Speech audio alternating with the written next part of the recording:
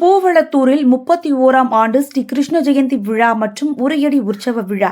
ராமநாதபுரம் மாவட்டம் பரமக்குடி அருகே உள்ள பூவளத்தூரில் 31ஆம் ஆண்டு ஸ்ரீ கிருஷ்ண ஜெயந்தி விழா மற்றும் உரியடி விழா சிறப்பாக நடைபெற்றது. விழாவானது கிராம தேவதைகள் வழிபாடு மற்றும் திருவிளக்கு பூஜையுடன் தொடங்கியது.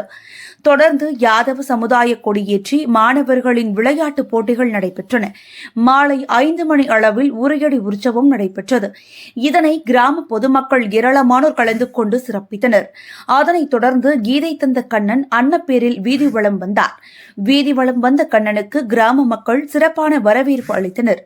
இவ்விழாவினை மாவீரன் அழகுமுத்து யாதவர் பேரவை, யாதவர் இளைஞர் பேரவை, கோகுல மாணவர் மன்றம் மற்றும் கிராம பொதுமக்கள் சிறப்பாக ஏற்பாடு செய்திருந்தனர்.